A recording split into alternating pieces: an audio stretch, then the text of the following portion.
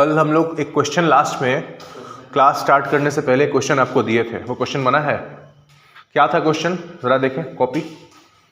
Question ये था कि अगर आपका एक कार है, एक ऐसा एक कार था, ठीक है, ये कार v वेलोसिटी के साथ, यही कार जो है आपका क्या कर रहा था, इस कार का मास m था और ये v वेलोसिटी के साथ मूव कर रहा था इनिशियली, ठीक है। अचानक इस पर कोई व्यक्ति क्या कर रहा था, इस कार पर जंप कर जाता है, ठीक है। इस व्यक्ति का मास है स्मॉल m। तो सवाल ये बोल रहा था if the man drops on the car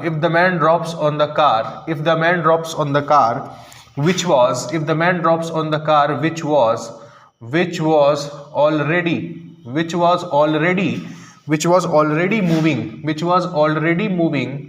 if the man drops on the car which was already moving with velocity v,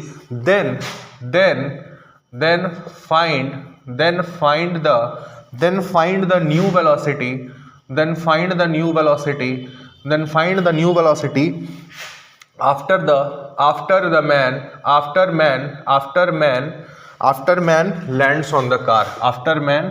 lands on the car, ठीक है। पकड़िए कॉपी। यही था सवाल। कार का मास था कैपिटल M, कार मूव कर रही थी v वेलोसिटी के साथ।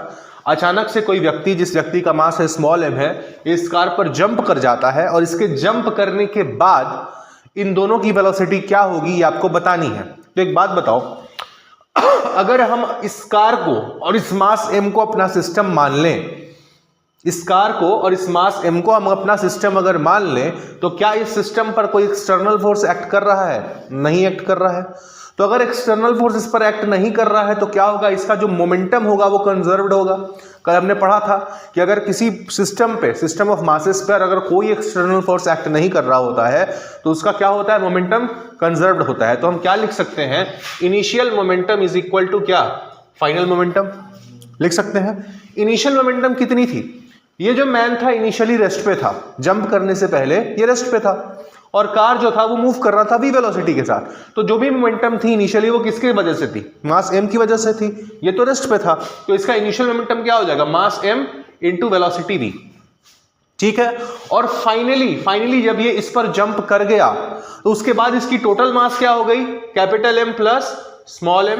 और मान लेते हैं कि जंप करने के बाद जो हमको निकालना है वेलोसिटी, मान लेते हैं वो u वेलोसिटी के साथ मूव कर रहा है, ठीक है। हमने माना कि ये जंप करने के बाद दोनों m और कैपिटल M u वेलोसिटी के साथ मूव कर रहा है, तो हमने यहां पर लिख दिया capital M plus small m into u। तो यहां से आपका u कितना आ गया, u आ गया आपका capital M into v by capital M plus small m। आया समझ में? कहीं डाउट है लिख लीजिए। सिंपल, कुछ नहीं करना है, ऐसे क्वेश्चंस में law of conservation of momentum लगाना है, आंसर आ जाएगा।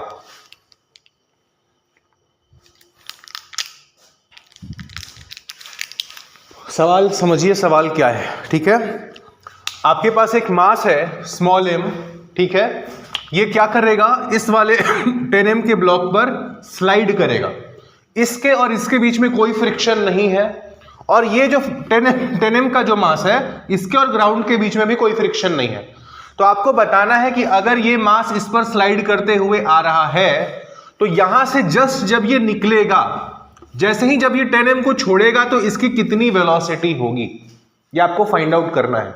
2 मिनट सवाल को देखिए, समझने की कोशिश कीजिए और अप्रोच मेरे को बताइए कि इसको कैसे हम लोग सॉल्व करेंगे। पढ़िए सवाल को।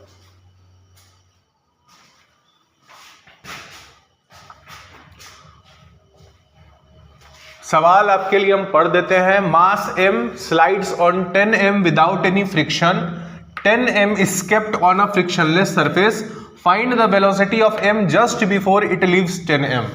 मतलब स्मॉल m का जो मास है ये इस पर रखा हुआ है और जब ये स्लाइड करता हुआ यहां से निकलेगा तो निकलते वक्त इसकी वेलोसिटी कितनी होगी। मास m और 10m के बीच में कोई फ्रिक्शन नहीं है, सिमिलरली 10m और ग्राउंड के बीच में भी कोई फ्रिक्शन नहीं है। अब आपको बताना है ये आप कैसे निकालेंगे, बताइए।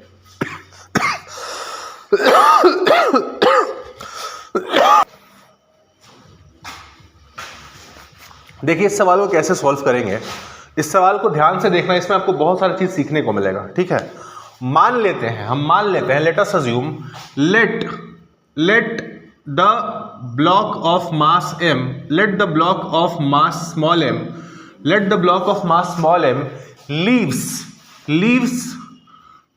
10m with a velocity v with respect to 10m। मान लेते हैं कि ये जो वेलोसिटी से निकलेगा वो कितने वेलोसिटी से निकलेगा, v से निकलेगा, और वो v वेलोसिटी ग्राउंड के रेस्पेक्ट में नहीं है, 10m के रेस्पेक्ट में है। ठीक है, अब एक बात बताओ, अगर ये यहां पर स्लाइड करता हुआ निकलेगा तो ये क्या करेगा, इस पर फोर्स लगाएगा, फोर्स ये इस पर फोर्स लगाएगा, ये इस पर फोर्स लगाएगा, तो ये जो 10m है इस पर फोर्स लगा तो ये भी तो पीछे आएगा। तो मान लेते हैं ये u वेलोसिटी से पीछे आया है। ठीक है, हमने मान लिया कि and 10m moves in left direction with velocity क्या, u।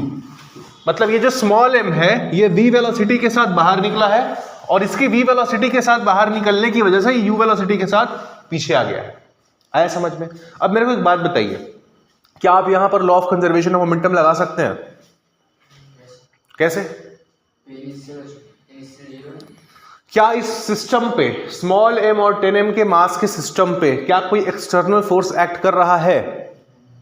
सोच के देखिए, कर रहा है? कौन सा? ग्रेविटी एक्ट कर रहा है, बिल्कुल सही बात। और आपका law of conservation of momentum लगाने के लिए जरूरी क्या चाहिए कि आपका कोई एक्सटर्नल फोर्स एक्ट नहीं करना चाहिए।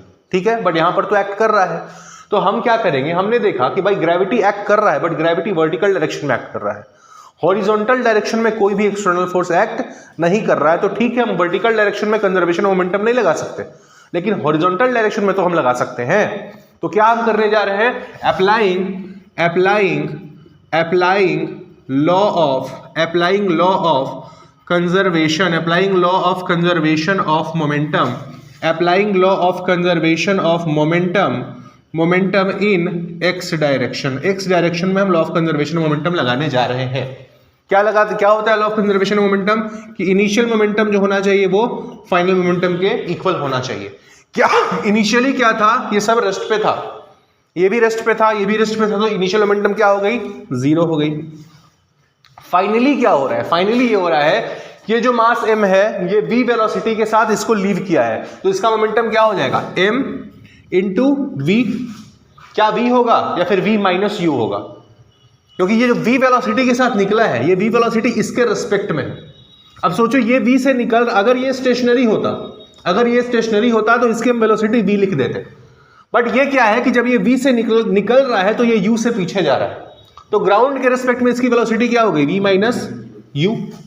ठीक, और इसकी मोमेंटम क्या हो जाएगी, ये जो आपका 10m है इसका मोमेंटम कितना हो जाएगा, 10m इंटू माइनस यू क्यों, क्योंकि ये u लेफ्ट डायरेक्शन में जा रहा है। आया बात समझ में? अब देखो इस इक्वेशन को सॉल्व करोगे तो आपका क्या आएगा, आपका आएगा mv0 is equal to mv minus mu minus 10mu। तो यहां से क्या आया आपका mv is equal to 11mu, m से m कैंसिल, तो आपका क्या गया, v is equal to 11u। कोई दिक्कत नहीं होनी चाहिए। तो आपका v वेलोसिटी, v जो इसकी वेलोसिटी है और u जो इसकी वेलोसिटी है, दोनों के बीच में आपका रिलेशन आ गया, v is equal to 11u। एक इक्वेशन तो आपका बन गया। दूसरा हम क्या करने जा रहे हैं, एक बात बताओ मेरे को, क्या हम यहां पर law of conservation of mechanical energy लगा सकते हैं? Law of conservation of mechanical energy क्या बोलता है, आपने पढ़ा था लास्ट चैप्टर में, क्या बोलता है वो?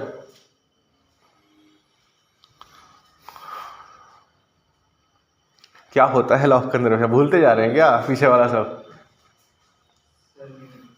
पोटेंशियल एनर्जी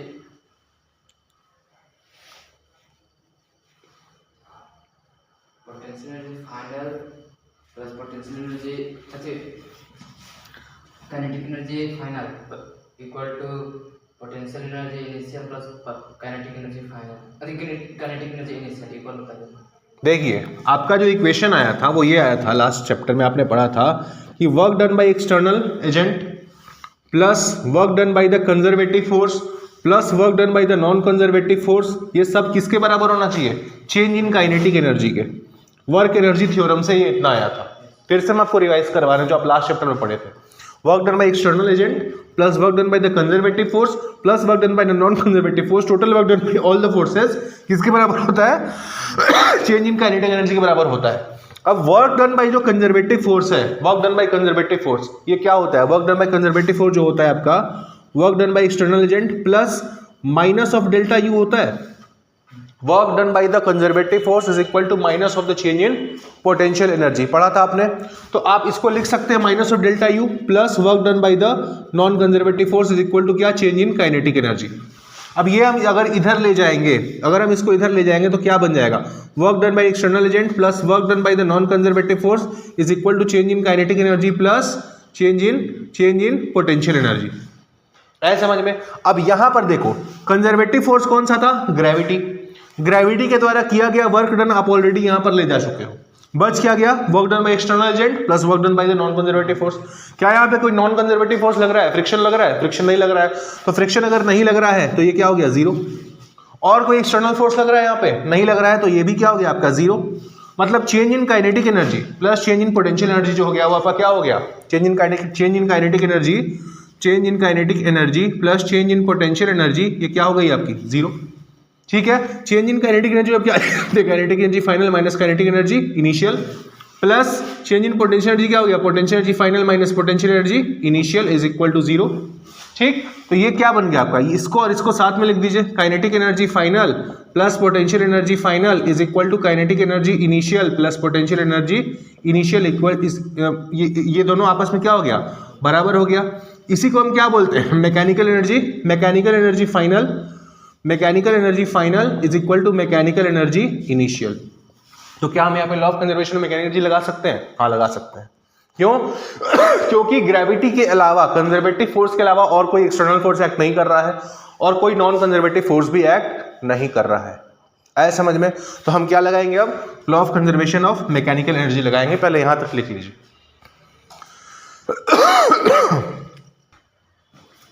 यहां तक समझ में आया सब कुछ? आपने सबसे पहले क्या किया? आपने लगाया law of conservation momentum X direction में और v और u के बीच में आपने एक रिलेशन एस्टेब्लिश कर लिया। ठीक है।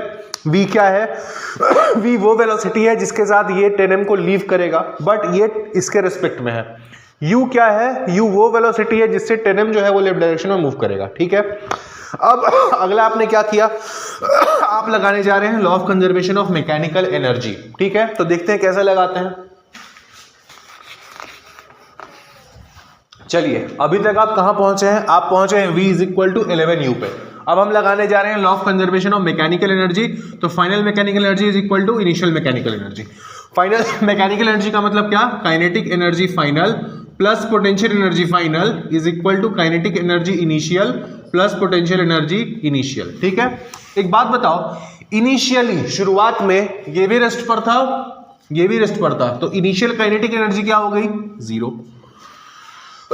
पोटेंशियल एनर्जी इसकी कितनी होगी? यहां से कितनी दूरी पर है? mgr मतलब क्या? m इंटू 10 इंटू r कितना है? 22। कोई दिक्कत यहां तक? फाइनल काइनेटिक एनर्जी कितनी होगी? फाइनली देखिए, ये जो है v वेलोसिटी के साथ इसको लीव किया है, मतलब इसके पास वेलोसिटी आ गई है, तो इसके पास भी कुछ काइनेटिक एनर्जी होगी। और ये जो है u वेलोसिटी के साथ पीछे भाग रहा है, तो इसके पास भी कुछ काइनेटिक एनर्जी होगी। तो आप टोटल काइनेटिक एनर्जी फाइनल क्या लिखेंगे? हाफ इंटू m इंटू इसकी जो वेलोसिटी हम लिखने जा रहे हैं वो लिखने जा रहे हैं v माइनस यू का होल स्क्वायर। क्या आपको समझ में आया कैसे? अगर ये स्टेशनरी होता तो इसकी वेलोसिटी हम लिखते v, बट क्योंकि ये तो खुद पीछे जा रहा है u से, तो इसकी नेट वेलोसिटी ग्राउंड के रिस्पेक्ट में कितनी हो गई? v minus you. तो हमने इसका काइनेटिक एनर्जी लिखा half into m into v minus U का होल स्क्वायर। ठीक। इसकी काइनेटिक एनर्जी हम क्या लिखेंगे? इसकी काइनेटिक एनर्जी होगी हाफ इंटू 10m इंटू इसका वेलोसिटी कितना? u लेफ्ट डायरेक्शन में, तो इसको हम लिखेंगे माइनस यू का होल स्क्वायर। ठीक। इस इक्वेशन में दिक्कत कहीं पे भी नहीं होनी चाहिए। अब क्या आपको सॉल्व करना है? इसको बस सॉल्व कर देना है। अब देखो v इक्वल टू क्या है? 11u। तो यहां पर हम v की जगह 11u रखेंगे, तो 11u माइनस यू क्या बन जाएगा? 10u। तो ये कितना हो जाएगा? Half into m into 10u का whole square. Plus half into 10m into minus U का होल स्क्वायर मतलब क्या, यू का स्क्वायर, ठीक है, इज इक्वल टू कितना 220 इंटू एम। कोई दिक्कत नहीं होनी चाहिए। अब देखिए अब हम क्या करने जा रहे हैं, इसको जरा सा एक्सपेंड करते हैं तो कितना बन जाएगा, half into M into 100 U square plus ये कट जाएगा 5 M U square is equal to 220 into M. ये कैंसिल हो गया, कितना बना ये 50, ठीक है 50 बना, ठीक है, तो कितना आ गया ये 50 M U square plus 5 M U square is equal to 220 into M. ठीक, ये कितना बना आपका 55 M U square is equal to 220 into M, M से एम कैंसिल, ठीक, यू स्क्वायर इक्वल टू क्या आ गया, यू स्क्वायर आ गया आपका 220 बाई 55, कितना होगा ये 11 से काट दो, 11 से 5 बार में, 11 से कितनी बार में कटेगा 24, तो यू स्क्वायर इक्वल टू आया आपका 4, अगर यू स्क्वायर 4 आया तो यू कितना आ गया आपका 2 मीटर पर सेकेंड। मतलब जो 10m वाला मास है वो 2 मीटर पर सेकेंड से पीछे जाएगा, और ये जो m वाला है m, इसकी जो वेलोसिटी है v, इसकी वेलोसिटी v कितनी हो जाएगी 11 इंटू यू था तो v इक्वल टू 11 इंटू 2 मतलब v हो गया आपका 22 मीटर पर सेकेंड। 22 मीटर पर सेकेंड किसके रेस्पेक्ट में, इसके रेस्पेक्ट में, ग्राउंड के रेस्पेक्ट में कितना है इसका वेलोसिटी, इसका वेलोसिटी ग्राउंड के रेस्पेक्ट में हो जाएगा 22 माइनस 2 मतलब कि 20 मीटर पर second. v minus you, v का वेलोसिटी क्या 22, u कितना 2, तो v माइनस यू मतलब 20 मीटर पर सेकेंड के ग्राउंड के रेस्पेक्ट में ये लीव करेगा। आया समझ में? बहुत अच्छा सवाल था। अच्छा सवाल क्यों? क्योंकि पहले आपने देखा कि भाई एक्सटर्नल फोर्स तो लग रहा था, नेट एक्सटर्नल फोर्स जीरो नहीं था, नेट एक्सटर्नल फोर्स लग रहा है, बट हम फिर भी लॉ ऑफ कंजर्वेशन मोमेंटम लगाए। कैसे लगाए? हम एक्स डायरेक्शन में लगाए, क्योंकि जो आपका एक्सटर्नल फोर्स लग रहा है वो वाई डायरेक्शन में लग रहा है, एक्स डायरेक्शन में नहीं लग रहा है, तो हम law of conservation momentum X direction में लगा सकते हैं। और एक्स डायरेक्शन में लगा करके हमने कौन सा रिलेशन निकाला, v is equal to 11u, पहला। दूसरा, लास्ट चैप्टर में आपने पढ़ा था law of conservation of mechanical energy, क्योंकि यहां पर कंजर्वेटिव फोर्स के अलावा और कोई दूसरा एक्सटर्नल फोर्स नहीं एक्ट कर रहा है और नॉन कंजर्वेटिव फोर्स कोई दूसरा है ही नहीं, तो आप law of conservation of mechanical energy यहां पर लगा सकते हो। Law of conservation of mechanical energy आपने लगाया, सारे वैल्यूज को पुट कर देगा और आपका फाइनली जो आंसर आ गया इतना आया। लिख लीजिए।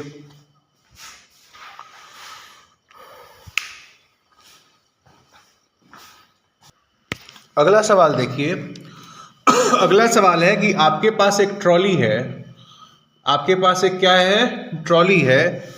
ट्रॉली का जो मास है, इस ट्रॉली का जो मास है वो है 10 किलो, 10 kg, ठीक। इस ट्रॉली के एक छोर पर एक व्यक्ति खड़ा है, इस ट्रॉली के एक छोर पर एक व्यक्ति खड़ा है और इस व्यक्ति का जो मास है वो है 20 kg, ठीक है। अब देखिए सवाल क्या है कि a man of mass 20 kg, a man of mass 20 kg stands on a trolley, a man of mass 20 kg stands on a trolley of mass 10 kg, ठीक है। initially at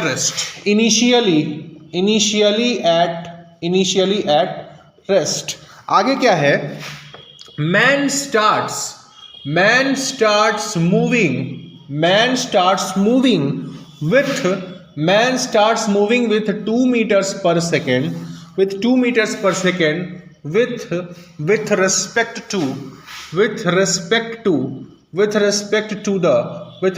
to the trolley, ठीक है जी। find the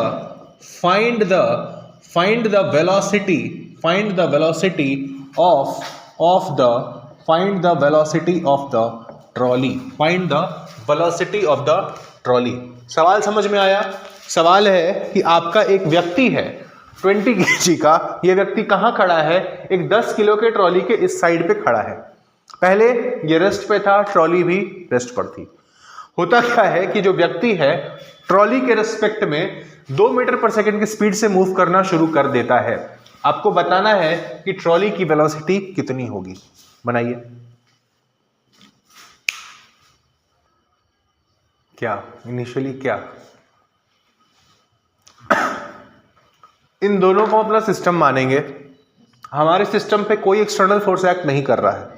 अगर external force act नहीं कर रहा है तो हम law of conservation of momentum लगा सकते हैं। मतलब क्या, initial momentum is equal to final momentum. तो हम क्या लगाने जा रहे हैं, initial momentum P I should be equal to क्या, फाइनल मोमेंटम। इनिशियली ये भी रेस्ट पे था, ट्रॉली भी रेस्ट पर थी, तो इनिशियल मोमेंटम क्या हो गया आपका, 0। फाइनल मोमेंटम मेरे को लिखना है। फाइनल क्या होगा, देखो जब ये मैन इस पर चलना शुरू करेगा तो ट्रॉली क्या होगा, पीछे की तरफ आएगी। क्यों, क्योंकि जो ग्राउंड है जिस पर ये ट्रॉली रखी हुई है ये कैसा है, फ्रिक्शनलेस है, यहां पर म्यू जो है वो आपका 0। तो जब ये मैन इस पर चलेगा तो क्या करेगा, ट्रॉली को पीछे की तरफ धक्का देगा, तो ट्रॉली जो है वो आपकी पीछे जाएगी। मान लेते हैं, let us suppose, let the trolley moves in left direction, let the trolley moves in left direction with velocity u। मान लेते हैं कि जब व्यक्ति ने इस पर चलना शुरू किया तो ट्रॉली जो है u वेलोसिटी से पीछे की तरफ गई। ठीक है, तो अगर u वेलोसिटी के साथ ये पीछे गई तो मैन का जो मोमेंटम हम लिखेंगे, मैन का मोमेंटम वो कितना लिखेंगे, इसका मास इनटू इसका वेलोसिटी। इसका वेलोसिटी क्या होगा, 2 था। 2 तब होता जब ट्रॉली रेस्ट पर होती। अगर ट्रॉली आपकी रेस्ट पर होती तो इसका वेलोसिटी 2 होता, बट जो ट्रॉली खुद जब u से पीछे जा रही है तो इसका वेलोसिटी कितना हो गया, 2 माइनस u। ठीक, प्लस क्या, प्लस ट्रॉली का मोमेंटम। तो ट्रॉली का मास कितना है, 10 किलो, इंटू इसका वेलोसिटी माइनस u। अगर आप ये इक्वेशन लिखना सीख गए तो इस प्रकार के सवाल आप सॉल्व कर लेंगे बहुत ही आराम से। कुछ नहीं करना है, सिर्फ देखना है क्या कि आपके सिस्टम पर क्या कोई एक्सटर्नल फोर्स एक्ट कर रहा है, नहीं एक्ट कर रहा है। अगर एक्सटर्नल फोर्स नहीं एक्ट कर रहा है तो आपका मोमेंटम जो है वो कंजर्व्ड होगा, इनिशियल मोमेंटम फाइनल मोमेंटम के इक्वल होगा। अब आपको सिर्फ और सिर्फ मोमेंटम लिखना आना चाहिए। इनिशियली मैन भी रेस्ट पर है, ट्रॉली भी रेस्ट पर है, तो इनिशियल मोमेंटम क्या हो गया आपका, 0।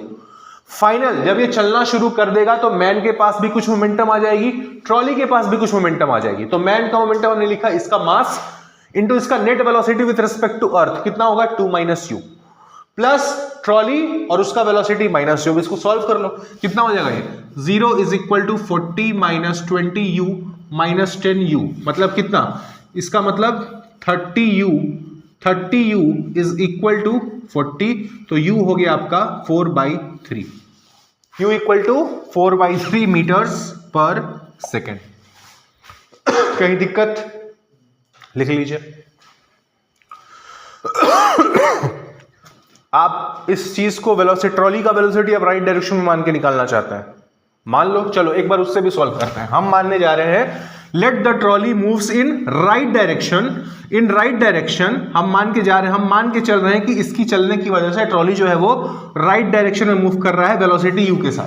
तो अगर ट्रॉली को हम राइट डायरेक्शन में मान रहे हैं कि u वेलोसिटी के साथ मूव कर रहा है और हमको लिखना है मोमेंटम, तो मोमेंटम, इनिशियल मोमेंटम तो 0 ही होगा। फाइनल मोमेंटम, मैन का मोमेंटम क्या होगा, 20 इंटू इसका वेलोसिटी 2 तब होता जब इसकी ट्रॉली रेस्ट पर होती। अगर रेस्ट पे होता तो इसका वेलोसिटी हम 2 सिर्फ लिख देते, बट क्योंकि ट्रॉली भी मूव कर रहा है u वेलोसिटी के साथ, तो इसका जो नेट वेलोसिटी होगा अर्थ के रिस्पेक्ट में वो कितना हो जाएगा, 2 प्लस u होगा। प्लस u क्यों किया, क्योंकि ये 2 से खुद भी चल रहा था और ट्रॉली u से आगे जा रही थी, तो इसका नेट वेलोसिटी कितना हो गया, 2 प्लस u, प्लस ट्रॉली का मोमेंटम 10 इंटू प्लस u, ये टोटल कितना होना चाहिए, 0 के बराबर होना चाहिए। ठीक, सॉल्व करो, कितना आएगा, 40 plus 20u plus 10u is equal to 0, मतलब 30u is equal to minus 40, तो u equal to minus 4/3 metre पर सेकेंड।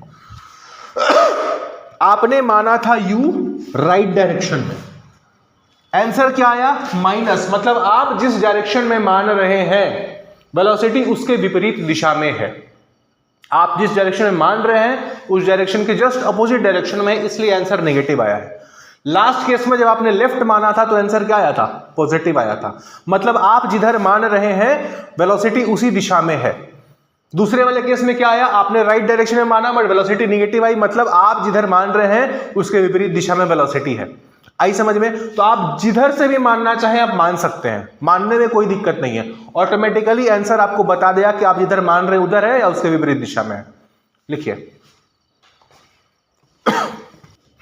अब सवाल देखिए, अगला सवाल क्या है, बॉम्ब एक्सप्लोजन पे, जिसमें क्या होता है, आपको एक बॉम्ब दिया होगा, ठीक है, वो बॉम्ब अगर एक्सप्लोड करेगा तो आपसे पूछेगा कि जो पीसेस निकलेंगे उन पीसेस में से एक पीस की आप वेलोसिटी बताइए, ठीक है। कैसा होता है सवाल देखिए, सवाल है कि a bomb suddenly bursts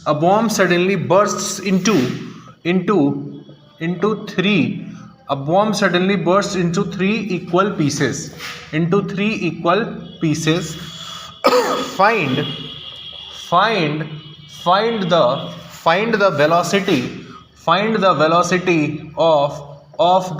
find the velocity of the third part if initially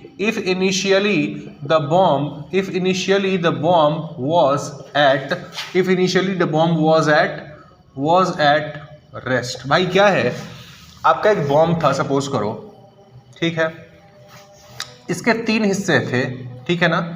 पहले तो ये एक ही पार्ट था, बट जब इसका एक्सप्लोजन हुआ, जब ये फटा तो इसके 3 हिस्से बने, ठीक है। एक हिस्से का मास हम मान लेते हैं m, इसका भी m, इसका भी m, ठीक है। एक जो हिस्सा है एक्सप्लोजन के बाद, फटने के बाद, ये 6 मीटर पर सेकेंड से लेफ्ट की तरफ गया। दूसरा जो हिस्सा है वो 8 मीटर पर सेकेंड से नीचे के डायरेक्शन में, -y डायरेक्शन में गया। तो आपको बताना है कि जो तीसरा हिस्सा होगा उसकी वेलोसिटी कितनी होगी, बताइए।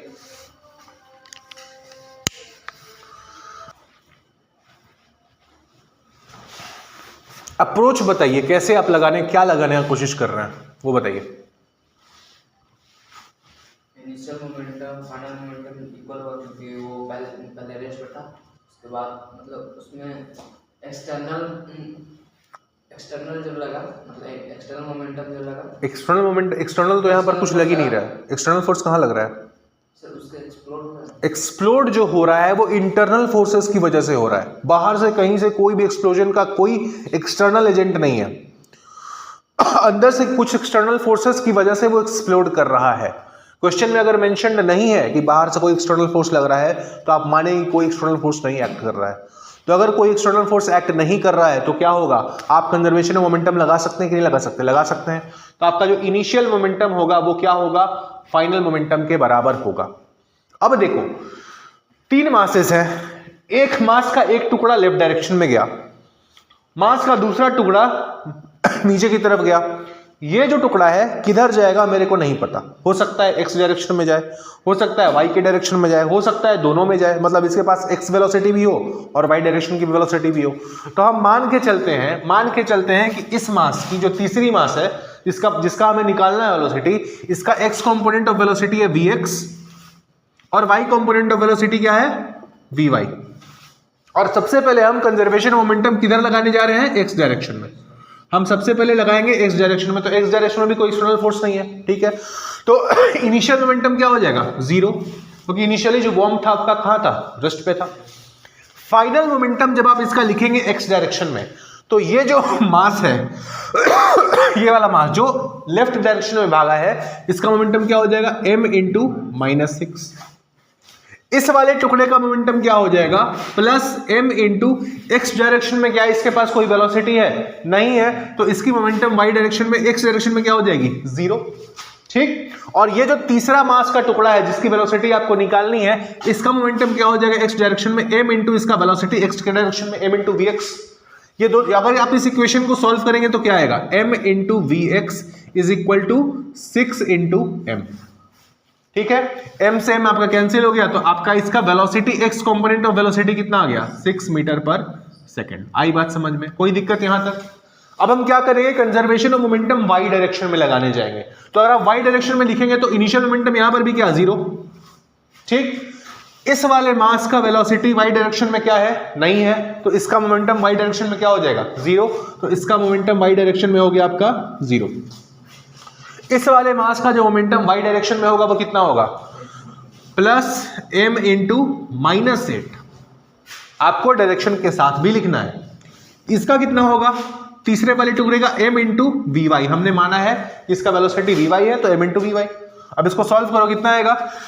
सॉल्व करोगे तो m into V Y is equal to 8 into M, M से m कैंसिल, मतलब वी वाई आ गया आपका कितना? 8 मीटर पर second.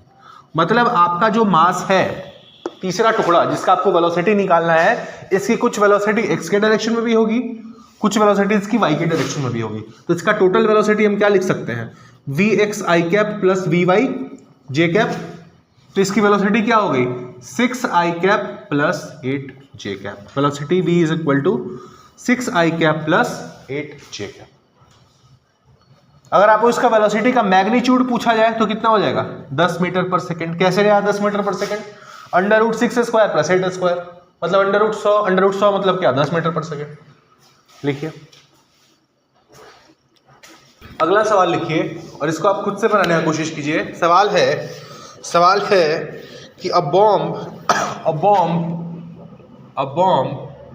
initially at rest explodes, क्या है? explodes with its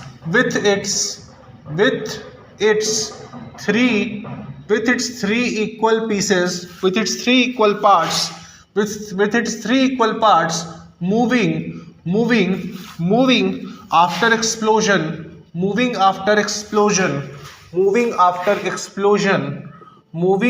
explosion as shown। ठीक है।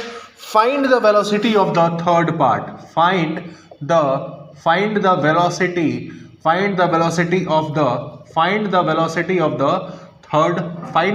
of the third part। सवाल क्या है कि आपके पास एक बॉम्ब है, ठीक है जी, आपके पास एक बॉम्ब है।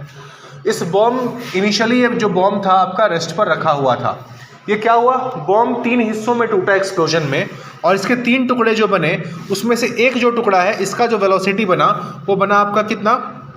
एक टुकड़े का जो वेलोसिटी आया वो था 5 मीटर पर सेकेंड, एक्स एक्सिस से 37 डिग्री पर, एक्स एक्सिस से 37 डिग्री पर 5 मीटर पर सेकेंड। दूसरा जो टुकड़ा है, दूसरा टुकड़ा का जो वेलोसिटी आया वो बना आपका 1 मीटर पर सेकेंड। तो आपको बताना है कि जो तीसरा टुकड़ा होगा इसका वेलोसिटी कितना होगा। बनाइए। सेम कॉन्सेप्ट को अप्लाई करना है जो आप लास्ट क्वेश्चन में किए हैं। बनाइए।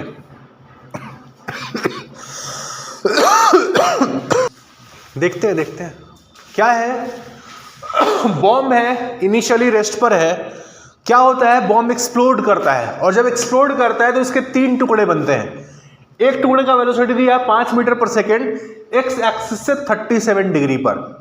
दूसरे टुकड़े का वेलोसिटी दिया 1 मीटर पर सेकेंड माइनस एक्स डायरेक्शन में, और तीसरे टुकड़े का आपसे वेलोसिटी पूछा गया है। क्या यहां पर कोई एक्सटर्नल फोर्स एक्ट कर रहा है? नहीं एक्ट कर रहा है। अगर एक्सटर्नल फोर्स एक्ट नहीं कर रहा है तो आप law of conservation of momentum आराम से लगा सकते हैं। एक बात बताइए, ये जो मास है इसका जो वेलोसिटी है इसका एक्स कंपोनेंट भी होगा और वाई कंपोनेंट भी होगा। मतलब यहां पर हमको law of conservation of momentum पहले एक्स डायरेक्शन में लगाएंगे फिर वाई डायरेक्शन में लगाएंगे। ठीक है, तो सबसे पहले हम लगाने जा रहे हैं क्या? Initial momentum is equal to final momentum. कहां पर? एक्स डायरेक्शन में। हम लगाएंगे law of conservation of momentum X direction में। ठीक है, इनिशियली रेस्ट पर था तो इनिशियल मोमेंटम हो गया आपका 0। फाइनल मोमेंटम इसका क्या? अगर मान लेते हैं कि तीनों 3 बराबर हिस्से में टूटा है तो इसका मास m, इसका भी मास m, इसका भी मास m मान लो। ठीक, तो इसका मोमेंटम क्या हो जाएगा? m into -1। कोई दिक्कत? इसका मोमेंटम क्या हो जाएगा? प्लस m इंटू इसका वेलोसिटी x डायरेक्शन में। इसका वेलोसिटी x डायरेक्शन में क्या होगा? vx क्या होगा?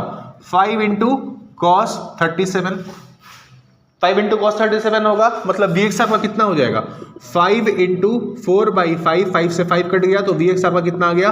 4 मीटर पर सेकेंड। तो आप यहां पर लिख दीजिए वो m इंटू 4। तीसरा जो मास है इसकी वेलोसिटी मुझे नहीं पता, तो हम मान लेते हैं कि इसका जो वेलोसिटी x डायरेक्शन में है वो कितना है? vx। ठीक है, और इसको इक्वेट कर देंगे 0 से तो कितना आ जाएगा? 0 is equal to -m plus 4m plus m into V X is equal to 0। तो m इंटू वी एक्स क्या हो गया? m इंटू वी एक्स हो गया आपका 3m के बराबर -3m के बराबर। ठीक है, एम इंटू वी एक्स हो गया -3m के बराबर, तो m से m कैंसिल, तो वी एक्स आपको कितना आ गया, वी एक्स आ गया -3 मीटर पर सेकेंड।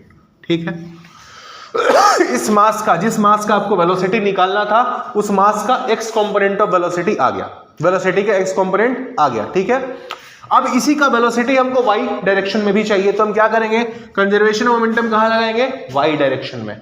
y डायरेक्शन में अगर आप लगाएंगे तो इनिशियल मोमेंटम यहां पे भी क्या है, 0।